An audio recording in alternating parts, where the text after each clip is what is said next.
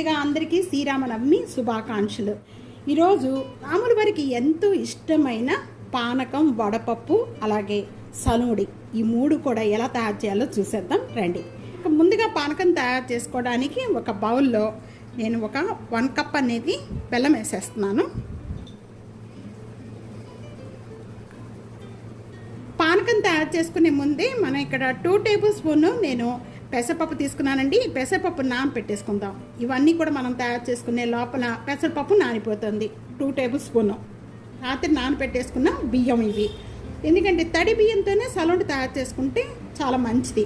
ఆ బెల్లంతో పాటు ఇక్కడ 2 టేబుల్ స్పూన్ కొద్దిగా షుగర్ కూడా వేసుకోండి. షుగర్ తిన్న వాళ్ళు వేయకపోయినా పర్వాలేదు.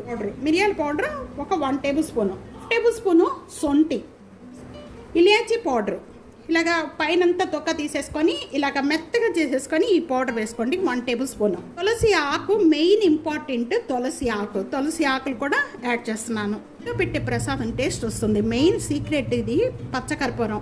ఇవన్నీ కూడా వేసేసిన వెంటనే కూడా మనం వాటర్ యాడ్ చేసేసుకుందాం. ఫుల్గా వాటర్ యాడ్ చేసుకోండి. బెల్లం అంతా కూడా బాగా మెల్ట్ అయిపోవాలి. పానకం రెడీ అయిపోయి పెట్టేసుకొని పక్కన పెట్టుకోండి. సలుడికి ఈ విధంగా పిండి అంతా ఇలా మెత్తగా చేసుకున్న పిండి ఇప్పుడు సలుడు ఎలా తయారు చేసుకోవాలో చూసేద్దాం. ప్యాన్ లో 1 టేబుల్ స్పూన్ గీ వేస్తున్నాను. పప్పు అండ్ కొబ్బరి వేయించుకుందాము.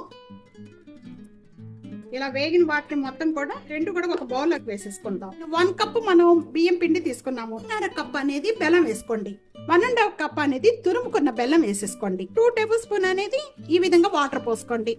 ఇలాచి పౌడర్ వేసేసుకోండి. పౌడర్ వేస్తున్నాను. 1 టేబుల్ స్పూన్ నెయ్యి వేస్తున్నాను. కొద్దిగా తీగ పాకం వచ్చేంత వరకు కూడా దీన్ని పట్టుకోవాలి. తీగ పాకం వచ్చిన తర్వాత మనం ముందుగా ప్రిపేర్ చేసుకున్న బియ్యం పిండి అంతా కూడా దీంట్లో వేసుకొని కలుపుకోవాలి.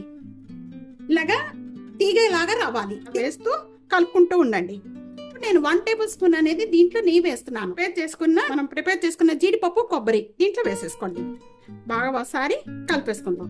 ఈ విధంగా తడి బియ్యం పిండితో సలుడు తయారు చేసుకునే విధానం ఇదేనండి. పట్టుకుంటే చూస్తున్నారు కదా, ఇలాగ మనకి ఇలా ఉండలాగా రావాలి. ఇలా పట్టుకుంటే మనకి ఈ విధంగా చూడండి ఇలా రావాలి.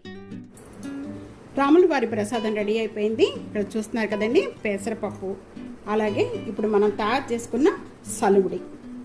ఈ విధంగా సలుడు తయారు చేసుకునే పద్ధతి ఇదేనండి.